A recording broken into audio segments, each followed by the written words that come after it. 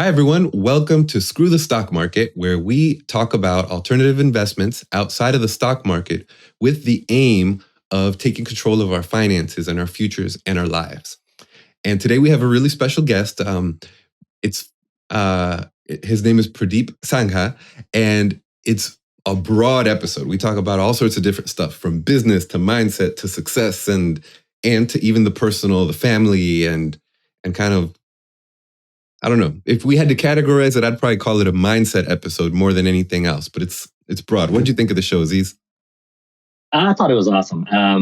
It was funny because when I first kind of like was preparing for the interview, I was kind of reading about him and his focus on men and the alpha male consciousness and mindset in terms of business and whatnot. I was like, oh, we're going to get into the realm of kind of douchery a little bit, but it actually was the complete opposite. His interpretation and definition of what the term alpha male is just awesome, and it's beautiful, and it's just super holistic. I really, really thought it was a very enjoyable episode. It really kind of hones down on some of the mindset and some of the struggles that men in particular in the business world struggle, especially as they're trying to either establish themselves or become entrepreneurs or even like run companies that they've already pre-created. So he really kind of delves into a lot of those stress points and a lot of the issues that are unique to men. There are some that are kind of common and universal that, but both men and women, but he really kind of focuses on the male psychology and the male aspect of things. And I thought it was just a really well done kind of conversation and description of the struggles of being a man these days in many ways. I loved it. I thought it was great. I mean, there's definitely some times in the episode where I think you and I both were like, "Ooh, am I allowed to say this?" Which is funny. I mean, it's just when you talk about what a man is and what a man's role is supposed to be. Gender roles. It's there. They're kind of like a touchy subject. Yeah, and the fact that we even hesitate about that is part of the problem, right? Is like, what is a man supposed to be?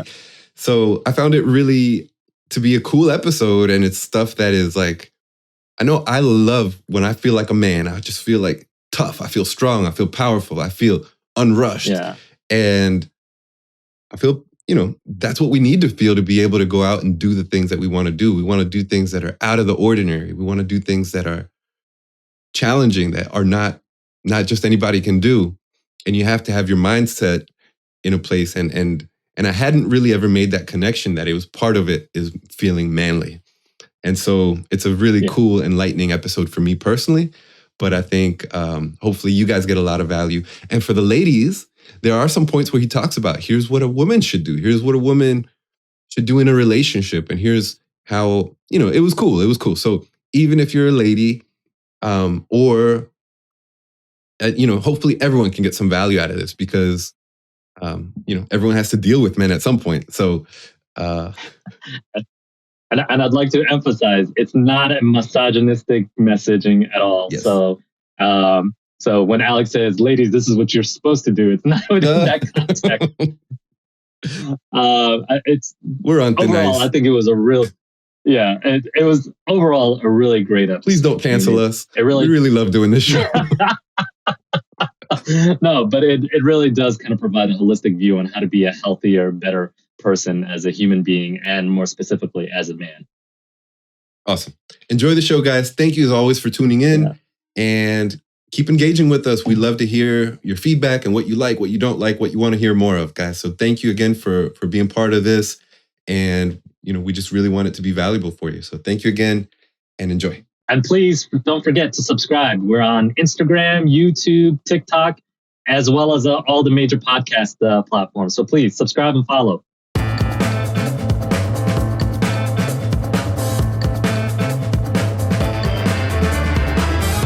Hey there, thank you so much for tuning into the show. It means so much to me and Aziz that you are actually listening, that there's people really listening to the show. We're having fun with it, and we hope that you're getting a lot of value too. Education is just one of the first steps that anyone should take when they're on a journey towards financial freedom or personal development. And so it's great, you're doing the right things. I want to suggest a second step that you might want to consider if a lot of the things that we're talking about on the show are resonating with you. Consider visiting our website, legatoinvest.com/invest. And there's a button where you can click to gain access to our opportunities. And what will happen is you'll schedule a call with us. We'll talk, we'll get on a Zoom, and we'll get to know your investment experience. We'll get to know you. We'll learn about your objectives. And then if it's a good fit, we'll actually start to present you with real investment opportunities from time to time. And you'll be in the driver's seat where you can say, no, I don't like that one. And yes, I do like that one. And those real decisions, that means that you're actually in the game towards your financial freedom. So consider visiting legatoinvest.com/invest. Again, that's LEGADO invest.com/invest. Hi, everyone. Welcome to the show. We're really excited to have you with us today. We have a really special guest, Purdeep Sangha. He is the world's leader in complete strategic advising. He is an award-winning author of The Complete Man and the TV show host of Mind Your Business. He's also an entrepreneur, a speaker, and a podcaster. He's widely known as the strategist for businessmen, and he teaches men how to become the complete man, which I'm really excited about. And his personal mission is to help men grow in their business massively, increase their personal fulfillment in life, and improve their relationships with their wives and kids. One wife. And he's the founder behind the movement of men becoming mindful alpha males. Purdeep, thank you so much. We're happy to have you on the show. Thanks, Alex and Aziz, for having me. I'm glad you clarified that. Yeah, one wife, not several wives. I guess some people, but for me, just one. I'll speak for myself. How about that? Yeah, we're talking about investments, right? There's a lot of investment that goes into your spouse. So I can't imagine having a number of them, because that's a whole lot of time and energy. Yeah, I'm not there. It gets very expensive very quickly. Yeah. That's smart. So, Purdeep, why don't you start off just telling us a little bit about kind of where you come from and how you got to where you are, maybe more on the personal side, and then we can maybe shift a little bit more to some of the lessons you'd really love for our audience to take away from the show today. Yeah, of course. So I'm a Canadian. I was born on the west coast of Canada. I was born in this small town called Kelowna, British Columbia. And my parents immigrated there back in the early 70s, and I was born there. I have to say, I'm so blessed to have been raised there. It is an amazing place. If you have not been there, I highly encourage you to go. I've been all across Canada. I've been in the US. US has some pretty awesome places, but I guess for Canada, it's one of the best places to grow up. I was raised on an orchard, because that's what my parents did. They just knew how to do manual labor and started working on an orchard. Eventually bought our own and built a business around it. But I spent a lot of my childhood out in the orchard. So with apple trees, cherry trees, just out in nature, sometimes spending the entire day by myself. And then from there, went on into, you can say, the academic world, because my parents were like, we came to this country for you to get an education, or their kids, they didn't have kids at that time, but future kids to have an education and not have to work and do manual labor. So got education, originally started in sciences and then switched over to business, and spent a lot of time in business academics as well as in the corporate world. And then my goal was to be a CEO of a major corporation. But then my heart wasn't in it anymore. I spent 14 years as an executive. I learned every aspect of business. That was my game plan. Learned every aspect of business, from marketing to sales, operations, finance, at a macro level and a micro level, so I could be the best CEO I could. I'm very competitive, not so much against other people, but very competitive with myself. But when the time came for me to make that decision, I decided not to do it. I started my own firm in the business advisory space. We do wealth management as well, a lot on the personal development space as well, high performance. And that really came as a result of my childhood. We also focus on a lot, as you mentioned, on men's leadership. Because I grew up, my dad was an awesome dad. Unfortunately, he struggled with alcoholism. He came to this country, didn't know very much English at all. Didn't have, you can say, the resources to pick up a book and read about personal development or addiction. And he struggled with that his entire life. So when he was sober, he was an awesome dad. When he drank, he was a big dude as well. And he had some challenges, must have had some challenges growing up. He never shared them with me. But he would have things like night terrors, and just if he's drinking in a night terror, like it was just like a bomb went off in the house. So I grew up trying to figure out why he would behave this way, and studied his behavior. And you could say I became an expert on men, and relationships between men and women, because obviously there was challenges between him and my mom. And you could say I learned at a very young age what made people tick and what made people perform. Because I also started to manage employees at the age of 16, became a personal trainer at the age of 17. I was an academic tutor all throughout university, which really my ultimate calling in life has been to help people. And all the challenges that I had in life have led me to, you could say, this unique expertise to help people accelerate their business, but also their personal lives. So, being a better husband, being a better father, being a better community person, and specifically men. So that all kind of came around in full circle, and it's something I love. It's something I enjoy, and it's created a niche and an expertise for us where I would say very few organizations, both in Canada and the US, do what we do. Very exciting. That's I mean, when I saw your bio, I was really excited because I know just from personal experience, it's tough, right? Like I feel like I don't know, like it might come across kind of bad, but I know like it's a tough place to be as a man these days, where like the roles are very different. It's a little bit, you know, being kind of the leader and kind of the alpha male might almost be kind of looked down on, and so I'm really eager to get into that because that's it's definitely one of the things I've really struggled with is just kind of like being the leader and kind of and what that role really means, right? So I'm really eager to get into that. But let's start maybe a little bit with just some of your business. Let's ease into that and maybe start from the business part, and just hey, I'm a small business entrepreneur. What do you think are some of the main things that you'd like for someone who's listening who has that kind of an entrepreneurial focus right now to start learning about what you have to share with them? Sure, I would say, just in terms of the journey itself, it's never a direct, it's never a straight journey. There's so much opportunity out there, and the same happened with me and my businesses. Is I thought it was going to go one way, but it always went a different way. And you always have to look for the opportunity. And I think that's what smart business people do, is they always look for the opportunity, because business is essentially this. And even though I knew this, it was not until it really hit me in the head a few times for me to actually get this concept. Business is about two things. It's about creating a customer and keeping that customer. Now, I like to add on turning that customer into a super fan as well, right? Turning them into a raving advocate of your business. But that's all business is. And so if you can become good at doing that, at creating customers, keeping those customers and converting them into super fans, you'll be successful regardless of the business that you're in. So obviously there's things like the economy, there's competition, there's the regulatory environment that all has an impact on business. But if you are able to navigate those challenges, like we're talking about potential recession in 2023, what happened in COVID, and we helped a lot of businesses through this, was the businesses that got stuck on their product and service and said, we are good at delivering this. This is what our business is. They're the ones that had problems. They're the ones that had challenges. Some of them even died out because they couldn't grasp themselves. When I say they, I'm typically talking about the leadership of the business or the business owner, couldn't grasp the idea about maybe we have to let this product or service or business model go. What we have to do is figure out how to get new customers and keep those customers. The businesses that did that were actually successful. I'll just use a simple example. Restaurants hit hard, especially in Canada, especially in the province that I live in. Ontario was the most highest regulated, you can say, province or state in North America. We had a restaurant shut down for almost 2 years.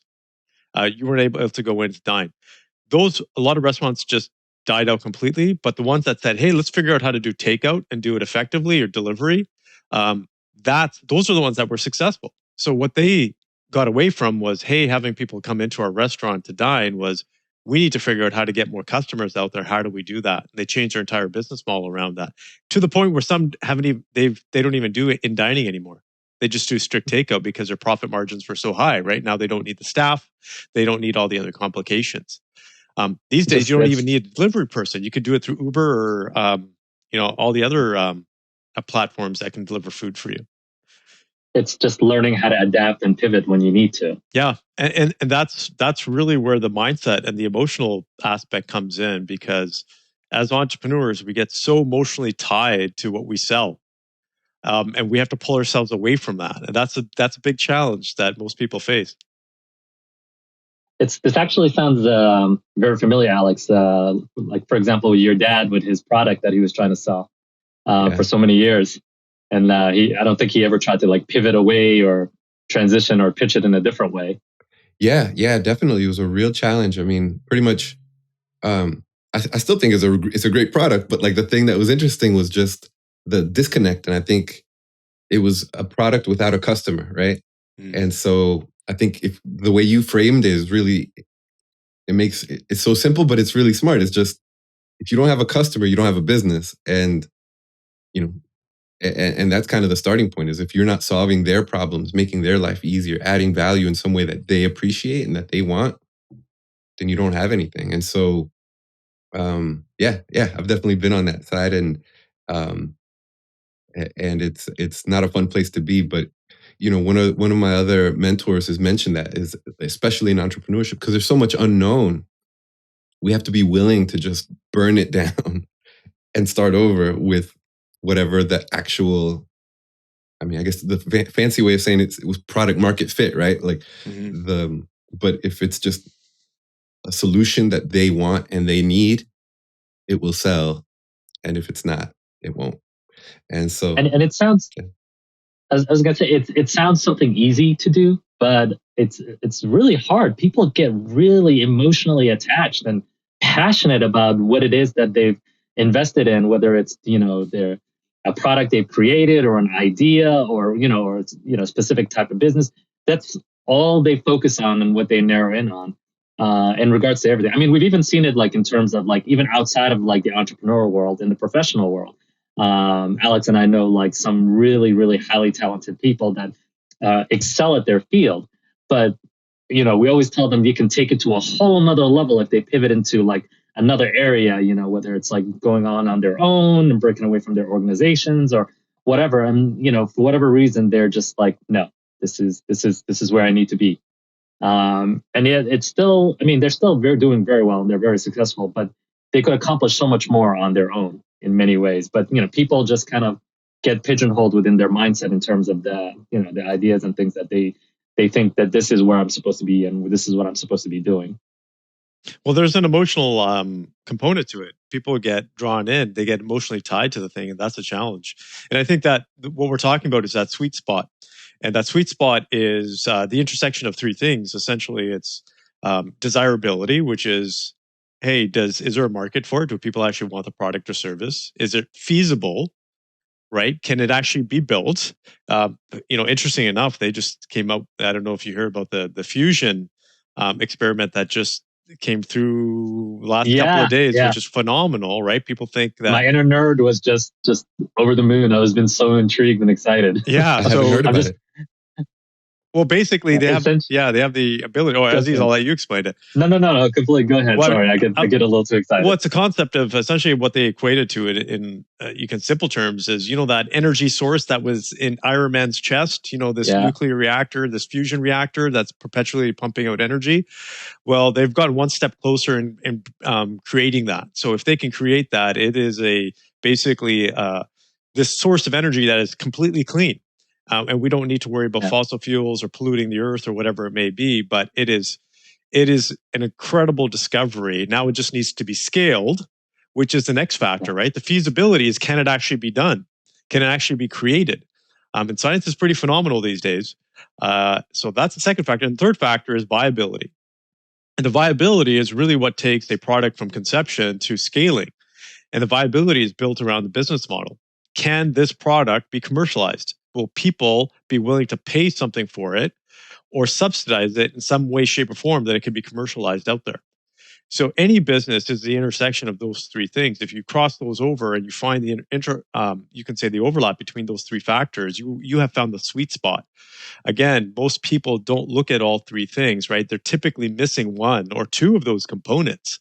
But the successful entrepreneurs understand all three. Very interesting. Very interesting. So I mean, I'm having a little bit of trouble as a interviewer, I think, because of the breadth of like the stuff that you talk about. So what I'm going to do is actually let you lead us, Pradeep, because I really do want to get to the personal stuff. I want to talk about the business strategy. So I'm just going to let you lead us, if that's okay. It might be a little bit of a cop out as an interview as a host, but and Aziz, feel free to like. If there's a direction, it's just a lot of different topics, and I'm not sure how they overlap. I'm just going to let you take charge, Pradeep. Oh, well, I can talk about anything, guys. I'm good to go. And I'll tell you very openly if I'm not, I don't have any expertise or knowledge in a particular area. But business is my forte. This is what I do. But Aziz, did you have a question? Yeah, one of the things I wanted to kind of talk about and ask is, since you focus so much in terms of like mentoring and guiding businessmen, what are the main issues that you foresee? You talked about flexibility and the ability to kind of like be, able to kind of pivot when needed. But what are some of the other major issues that you see among most businessmen these days, that few of them are even aware of or even address regularly, that can impact your, success?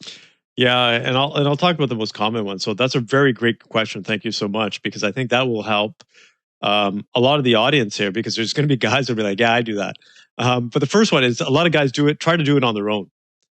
And so it's what I call the Lone Ranger approach, which is they're out there believing and thinking that they have to do this themselves, and they have to be the knight in shining armor and not show any signs of either burning out or not having clarity or not having the confidence, especially when you're married or you have a significant other, right? You're supposed to be the confident one. Alex, you talked about guys, especially.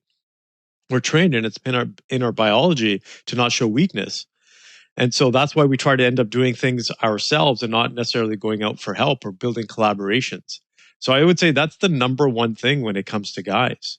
The number two thing is, sometimes we're stubborn, is we're continue to use the same approach over and over and over again, and it doesn't work. And that is a result of a number of things. A, stubbornness, but we have such a strong belief in something that it's hard for other people or even ourselves to convince ourselves otherwise. So having strong counsel is important. Having strong role models or mentorship is important. People around you that can challenge you and say, you might want to look at things differently. These are common things, and as well as burning out. What I see a lot of guys doing, especially if they have an entrepreneurial spirit, is trying to do too many things at the same time. I think that's probably way too common, and they're hoping that something takes off. Like one of those 5 ventures is going to be a wonder, and they're going to go at it at full speed with all 5 of them, not fully thinking that, hey, look, it's like having a kid. Right? If you have 5 kids and you only have so much energy to give each kid, one of those kids might not get as much attention as you want them to. And therefore, and I'm not saying this, hopefully, this doesn't happen, but from a business perspective, they might not get the nutrients. They might not get the emotional attention. And therefore, their growth might be not as fast as the other 4 kids. Same thing happens with your business. When you try to do too much at the same time, like multiple businesses, it's not going to work as effectively. So that's why we always tell people to stage their business ventures, right? Trying to do too much at the same time can be a challenge. The other one is, and this is probably the most common, is trying to be successful in business when you have a crappy home life. Like that is a recipe for disaster, because you're giving everything you got in your business, and then you're coming home, and then whether it's a relationship or some challenges, other challenges in the family, or maybe it's a health aspect. But all of those things interlock or are intertwined with each other. That's why we talk about being the complete man, because every aspect of your life, health, relationships, fatherhood, right, and your own well-being, all of those things intertwine with each other. And if one of those is not working out effectively, it has a direct impact on everything else. So a lot of guys will be what we call one-sided, right, or lopsided, or incomplete is another word for it. They might be doing great in business, but their home life is suffering. And take my word for this, because we work with men from the ages of 30 all the way up to, I think one of our oldest clients was 74, all the way from startups to being some of the wealthiest people you can say in the country. Is we all have very similar challenges. And if we don't take care of the business outside of business, it eventually catches up with us. There's men that we work with that are worth more than, what most people would want to be worth. And they're still not feeling happy about themselves. So the question, and I like to keep things optimistic, but I also try to be real with people, this is so evident in the business community. We work our butts off and then we realize that we're still not happy. So then we're scratching our heads decades later saying, what the heck did I do? I built this business, made all this money, but I'm not happy. It's not creating happiness. So making sure that you're fulfilled as you're actually building your business, as you're building your portfolio of wealth, right? That you're not stressed to the max because, you guys talked about capital investments, alternative investments, is if you're investing and you're not sleeping, what is that worth at the end of the day? What is that worth your well-being, right? If you're worried about your kid's financial future because you've invested in something, is it something that's worth it? Because well-being is probably the biggest aspect of wealth that is so overlooked for guys. And I'm going to say, because we see this a lot, guys will burn themselves out. Well, they'll have heart attacks, strokes, like diabetes, all these other health conditions. And trust me, it doesn't hit you right away. It'll hit you when you're in your 40s and 50s. If you don't take care of your health, they're like, okay, I got to do. They're forced to do something now, rather than actually having the option of doing it.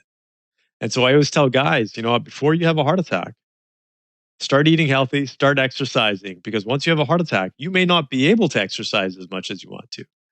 You're not going to have the option of having that cake on the weekend because now your doctor's saying you can't have the cake, right? So you're better off to have it within your own control rather than being forced to do it. So I could go on forever about this, but those are the most common things that we see with guys.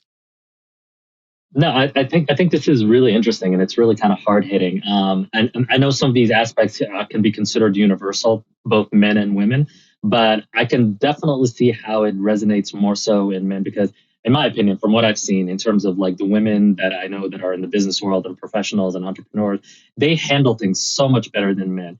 They're quick to ask for help when they need to. They're much better at balancing, family and work life and, establishing boundaries and things of that nature, and still accomplishing just as much, if not more, than a lot of the guys, just with a better, healthier mindset. I think a good example would be Alex and I recently were looking into purchasing a business, and we were asking the story behind the business from the owner. And the owner was talking about how he started this business and he was starting multiple businesses and he was just running himself ragged and he was struggling and the business was struggling. And then one day his wife just told him, stop, let me take over that portion. You focus just on what you've got. And then we will just, focus on making sure we stay stable and healthy. And within, I think it was just a matter of months, she took the business to a whole nother level. I mean, it became incredibly profitable with minimal effort. Like the amount of work that she had to put in, I don't remember, Alex, she was working like maybe 4 or 5 hours a week, if even that. Yeah, she compared pretty to much just crazy outsourced hours. everything. Yeah, and just got teams and systems in place. And then she just kind of sits back and writes, just does payroll every week for 2 or 3 hours and collects $1 million a year in profit from it. Yeah. So, significant uptick in the business from when her husband was killing himself, working like, 80 hours, 90 hours or something crazy like that. So, I mean, I do think women do tend to have a better mindset in terms of like figuring out balance and, seeking help when needed compared to men. And I think that is really detrimental to us in general as a gender. It's really interesting. If I can just make a quick comment on that, because we are seeing a shift in society, because I agree with you. Women can be better at being entrepreneurs. And there's a number of reasons why. A, they'll look for support. Right. That's the other thing. They'll actually reach out to support. We know that, let's just say for training and workshops and personal development and growth, women are more open to actually doing it. So that's why, I always laugh with my counterparts are focused on women or women and men.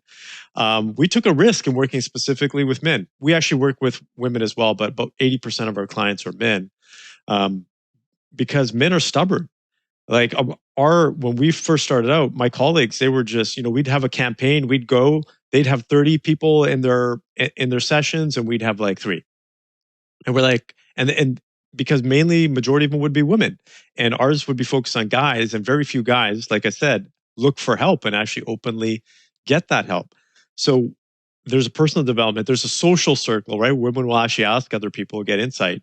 But there's something really interesting as well is men, we tie our identities to the work that we do. That's why we get so ingrained into it, because what we do with our hands and our mind is who we are.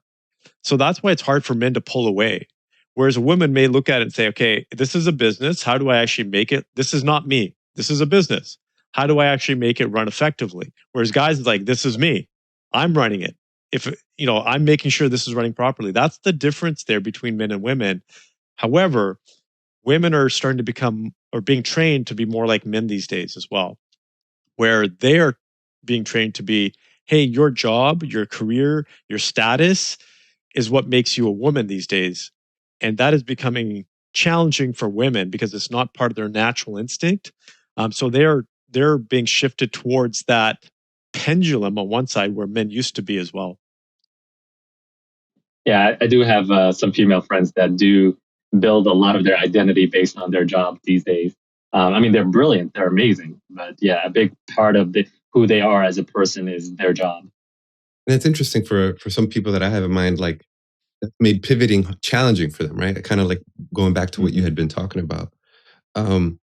So now that we're getting a little bit more into kind of that personal stuff, let's talk a little bit about that. So let's talk about home life in particular.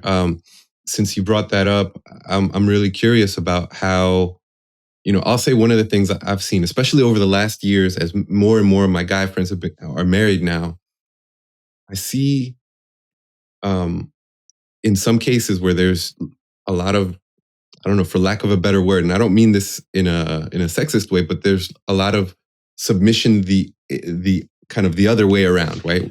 For the most part, most of my friends who are men and married, it's yes, dear, whatever you want, dear, and not even in an equal sense. I'll say very often, and so I'm just curious in terms of, we talk about like shifts in society and stuff. I'm curious how you think that is happening. First of all, what you see as trends, and then maybe the approach that a complete man would bring to it. Sure. And, it's a loaded question because it's one of those ones where the audience is going to be like, part of the audience is going to be like, yeah, the other part is like, I don't know, I kind of hate you. So here's the interesting, and I'm going to share from my perspective and our research and my personal experience. I grew up in a traditional Indian household where my parents, very specific gender roles, right? But they were equal from the perspective of they both had an equal say in the relationship and in the household. But my mom was always like, you know what, your dad's kind of like the end game. Like he is the one that calls the shots. If he doesn't like it, then it doesn't happen. So both had a voice, both worked, both took care of the house, both did an equal amount of work, just different roles, right? My mom did a lot of physical work too because it was on an orchard, so she did that. But I grew up in this traditional gender role society, which I see and I saw the benefits of it. This has been very confusing for men these days because a lot of guys don't know what it means to be a man. Am I supposed to be the head of the household or am I not? Should I be doing dishes or should I be cutting the grass? Like these are questions that guys have. Am I supposed to be the breadwinner? But I can tell you from my perspective, a household where a man is a strong leader of the household, but there's equal, you can say in the household from both the man and the woman are the healthiest. And the easiest way to put it from this perspective, if you go into some kind of dangerous situation, this is how you know. Most women are kind of pulled back and they will step behind the man. If the man is in his masculinity, he will step forward and protect. Right? Not to say that women are weak, but that's the natural. If someone just jumped out of the alley and a couple is walking down the street, if the woman jumps behind the guy and the guy stands up in front to protect her, that's a healthy relationship. If it's a reverse, which probably happens these days, things are challenging, right? Because guys haven't stepped into their masculinity. One of the biggest challenges women are facing, and I know because our colleagues are in the relationship space, is women in the 30s are having a tough time finding guys that they're attracted to because they're not as masculine. Now, you said something, Alex. You said, a lot of guys are what we call the pleasers. They say yes, and there's nothing wrong with saying yes if it doesn't go against your innate instinct and your values and principles. But if inside you're like, man, I don't feel like a man because I'm doing this, or there's something wrong here, right? And a lot of guys have pushed that instinct down to the point where they no longer feel it. And here's the simplest way I put it: men have been bred to be like house cats. You've taken the tiger out of the man and turned them into a house cat.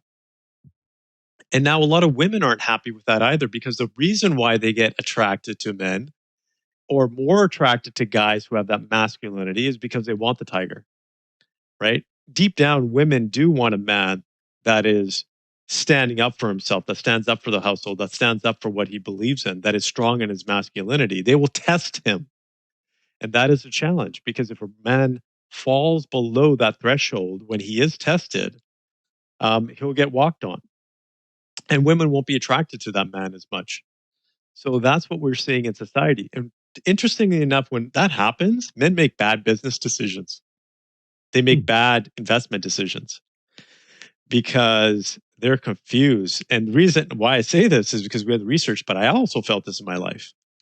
I went through a situation, we talked about mistakes, right? And I'm very forthcoming. And one of the biggest challenges in my life from a financial and a relationship standpoint was with a period in my marriage where things weren't going well.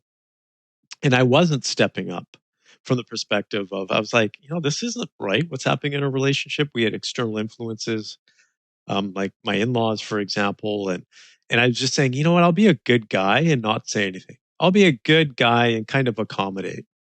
Where I was like, no, this isn't right. Right. And it took me a while to actually stand up.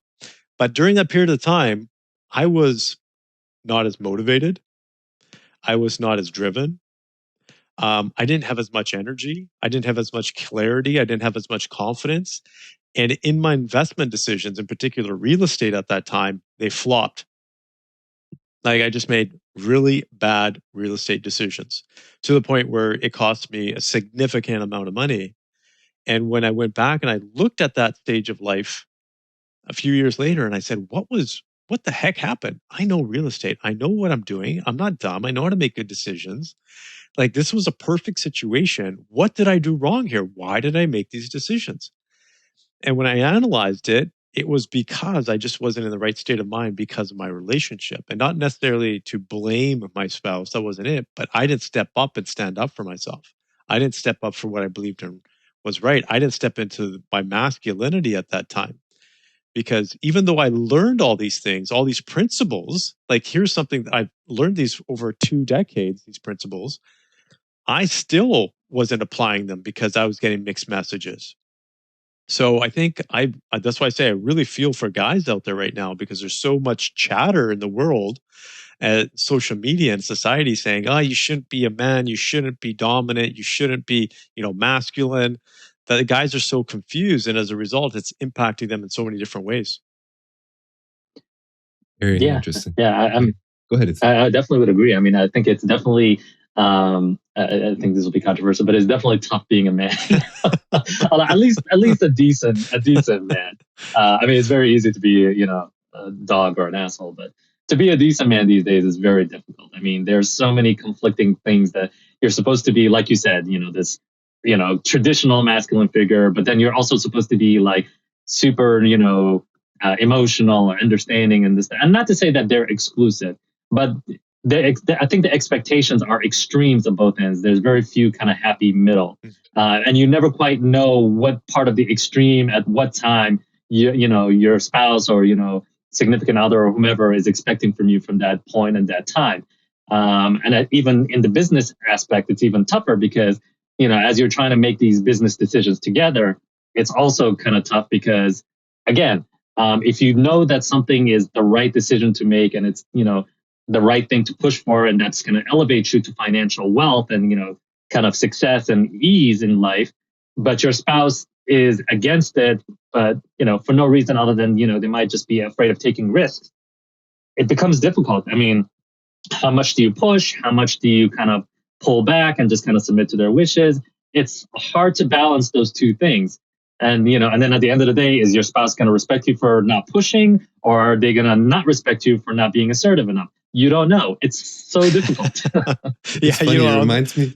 It reminds me of this video I saw. It's in Spanish. I'll try to find the link for it, but it's a pastor talking about what a man should do to please his wife. And it was like, no, it's the opposite. It's what a woman should do to please her husband.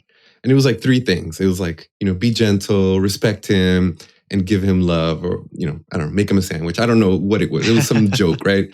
And then the second part was like, and now for the men, here's what you should do to please your wife. And it was like an extensive list of contradicting things. It was like, be firm, but be sweet. Be rich, but, don't flaunt it. And do this and do that. And it was a funny joke. And I'm going to add it to the show notes. But I think to some degree, it is really tough. So, yeah, Purdeep, it's now you mentioned some principles too. Can you share a little bit about some of these principles that you talk about that Sure. make a man, and what, like, maybe some basic guidelines of where those lines are drawn from your perspective? Sure. I'll give you a concept that we've built around what we've seen work for men, and it's called what we call being a mindful alpha male. That is essentially a combination of being an alpha male plus being mindful. And here's what it is. An alpha male, the letter alpha is a Greek letter, the very first Greek letter of the alphabet. And it's really the beginning. It's the origin, right? It's where things start. It's ground zero. So for men, it's important to be an alpha male. And that has been misconstrued these days, right? It's been misinterpreted. I was about to say, because nowadays the term alpha usually is closely equated with douche. Oh, yeah. Yeah, you say alpha male, and people are like, okay, this guy's going to get some kind of sexual harassment charge, or, there's something wrong with him. He's controlling, he's abusive. Like, there's so many different stereotypes now. And they take. I was about to say, it's very brave that you took that term. yeah. And well, there's a caveat, right? That's why there's the mindful aspect. So the two have to go together, because being an alpha male, if you take a look at, let's say, the analogy of the wolf pack and the alpha male there, one of the biggest roles that the alpha male has is to protect the pack, is to ensure that the pack is healthy. People forget about that. People forget about, what an alpha male really means, because they're there to provide and protect. So there's the alpha aspect, which essentially means for every guy, you have to be the creator of your life. You have to be the one that creates your destiny. You have to be the one that's 100% accountable and responsible for it. Now, the other side is the mindful aspect. And here's what I equate it to. There's an old Buddhist saying which talks about, when you make a decision, think about the ripple effect it will have throughout the universe. Meaning it could be like the butterfly effect. It could impact people across the world. It could impact generations to come. So think about that. But also be humorous enough to believe that it's actually going to make an impact. Meaning, make the decision being conscious of the world and the people around you, but it may not have any impact at all, right? So it's that balance between the two. But that's what being mindful is about, is simply this, is understanding what your intent and your actions will do for you, the people around you, your community, and the earth as a whole. If you can combine those two, if you can be mindful and be an alpha male, to come up and be mindful alpha male, you will be this powerful force in the world. You will be one of the ones that can create a business, a wealth portfolio, a relationship where your wife is just like, oh my God, this guy's a man. You know what? I respect him. That's what being a mindful alpha male is about. Principles behind that, I would say, are very simple. It's having high integrity, having the best character, right? Compassion, empathy, being able to contribute to other people, right? So those are the key aspects, but also the challenge comes for men as well. Understanding that sacrifice isn't necessarily what I'm going to say healthy, because a lot of guys will sacrifice themselves, right? And here's a simple analogy. You have a guy that's got a business. He gets up early, goes to his business, works his butt off, come home, spends time with his family, eats dinner, goes to sleep. Repeat. Rinse and repeat over and over again. Eventually, he finds out that he has some kind of heart condition or health condition because he's neglected himself, right? That now creates suffering. because that health condition may not be reversible. And he may have suffered because he spent so much time and energy in his business that he hasn't done anything for himself. So that's why it's important to understand that aspect as well. Anytime a person is suffering, and Buddha, this is an old Buddhist principle, is suffering is pain that has not been accepted, right? It's prolonged pain. When you accept pain, you can say, okay, either I'm going to accept this, but I'm also going to do something about it, right? There's some kind of solution or remedy for it. When we don't accept pain, it becomes suffering. When we ignore it, it becomes suffering. When we think that's part of normal life, that becomes suffering. That's not the way it needs to be. So those are the main principles, is really not only giving to yourselves, but giving to those people around you and staying true to your character and your values and not compromising your values for other people or monetary things. In essence, the idea of the alpha male is someone who just kind of inherently respects himself as much as he respects the others around him, enough to identify when they're going through problems or pain or, either physically, emotionally, whatever it is, and taking the steps to remedy that. Mm-hmm. Yeah, absolutely. So not from an egotistical perspective, but if you take the concept, if you truly embrace the concept of an alpha male, of being the creator, right? Think of yourself as a creator. The sun, for example, doesn't have an ego and say, I'm the sun, I'm the end all be all. But the sun realizes that it is the origin of life. Like if there's no sun, there's no life, right? So it creates this vast amount of energy to support other people. The same thing goes for an alpha male. It's not about you are the end all be all, but you are the creator. You're the one there to contribute to yourself and the people around you. So you need to understand that as well. You need to take that responsibility and say, I am the one, right? And that also means that I need to take care of myself. I need to respect myself for what I bring to other people and not downplay it as well. Very interesting. Very interesting. Now, one thing that, again, I'm still with in terms of the alpha male. You described something a little bit earlier about how women will challenge a man and kind of push him to get kind of to see where he is. And that's an interesting one because I feel like in a good, healthy relationship, there needs to be some level of vulnerability that a man can show his wife, saying, "Hey, I'm hurting. Hey, I need your help. Hey, I'm struggling." But in that, when you're getting challenged, that's kind of contradictory. That would kind of say, no, I can't show any weakness to my wife. How would you address that? Yeah, that's a really interesting and a great question because that's where a healthy relationship comes in. So if we take a look at an entrepreneur perspective, a lot of guys go through this. They're having struggles in their business. So how are they supposed to come home and tell their wife, hey, look, my business is not going the way I want it to go. I'm not making as much money, and therefore we may not be able to pay our bills. Right? So how does he have that conversation? And she's going to be challenging him and saying, well, I want to get this extra stuff. Why can't we go on vacations? Why can't we do this? So there has to be vulnerability to the point where the guy, she needs to motivate him, be like, yeah, honey, keep working harder. What's going on? Challenge him from that perspective.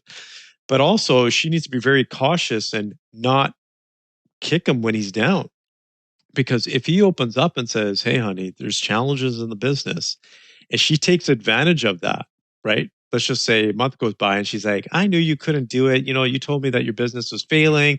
I knew you couldn't do it. That's where an unhealthy relationship comes in, right? A woman should not, and a man should not, right? Take advantage of those opportunities when someone is vulnerable to kick them. So that's where open communication, if you have a healthy relationship, a man should be able to go to his spouse or his wife or his partner and say, hey, look, things aren't going as well. And the partner should say, what can I do to support you? Right. So when I talk about challenging, I'm talking about healthy challenging. Like if your business, let's just say, for example, the guy comes home and says, yeah, I signed a client. And your wife says, great. When are you going to sign the next one? That's a good, healthy challenge. Right. That's a healthy challenge. That's what we need to see in a relationship is guys being challenged, because the guy might not have belief in himself to say, yeah, maybe I can sign another one right away. maybe I do need to work a little bit harder, whatever it might be. But that's where healthy challenging comes in rather than unhealthy. Now, what about in situations where it's the unhealthy challenging? For example, like you said, you tell your spouse, okay, it's we're not doing as well this month as we've done in the past, and we might have to cut back or this, that, or the other, and she'll just disregard or something along those lines, and just continue as is. I mean, that kind of challenging. How do you combat that? But in a nurturing, caring way. But still maintain your masculinity and like your alpha maleness. Yeah. So there's always a point, right? I always say to men, there's a threshold. So relationship, just like anything else, this is a surprise for a lot of guys, is relationship is a skill, right? It requires a skill. It requires you learning. It requires you increasing your knowledge, your talent, right? And continuously fine tuning it, just like any other skill in life. And that's the same thing for your spouse. So your spouse might not have the skill. So it's important to upgrade your skills. So whether that's through reading, through couples counseling or therapy, whatever it may be, going on workshops together for marriages and relationships, effective communication, that is important. You also have to understand this is a process. So men need to be strong, calm and collected throughout this process, because let's just say a man, for example, has done some work on himself and he's improved his journey, but his wife has not. He's got to have some patience for her to be able to catch up. Now, if she chooses not to, if she refuses to, if she's not in the headspace to, and it's been a prolonged period of time, and you've tried many different approaches, and they are not working, there's so many different approaches you could take. But that's when you have to start to reevaluate and have real conversations and say, I've done this, I've tried this, I'm here for you to support you. You are not shifting in the right way. There might be a point in time where you say, maybe this person is not wanting to or willing to or has the ability to be in a healthy relationship. Now it becomes a choice. Does a guy stay in a healthy relationship or does he move on? And I'm going to leave that up to the individuals that are in that situation, because that's not a call that I can make. It's each person has to make that call on their own. Come on, Purdeep, you have all the answers. No, man, I don't. I can tell you, what, relationships are a tricky one. My wife and I have had our challenges. There's been a couple of times where we said, you know what, we're going to call it. And we came through fighting and increased our skills, and we're continuing to grow. And there's always ups and downs.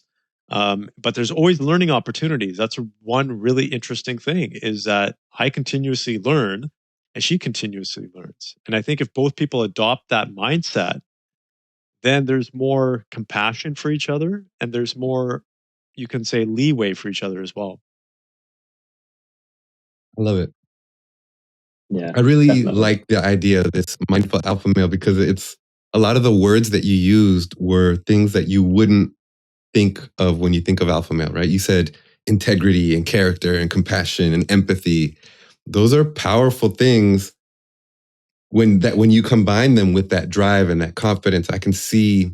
And now that I think about it, I'm looking through my little Rolodex of people who I really admire, and I think a lot of them would fit that description, and that's exactly, I think, the kind of person I want to be too. So, awesome. Mindful alpha male, I like it. Yeah, sweet. Purdeep, can you share? I mean, I don't mean to cut it off, but can you share a little bit about where our audience could contact you and kind of where they'd be able to interact with you a little bit more if they really resonated with your message today? Yeah, absolutely. So you can reach out to me via my team through email. So that email is team@Sangha, my last name, SANGHA, worldwide.com. You can always connect with me on LinkedIn. Please let me know that you listened to this episode and you're connecting with me as a result of that.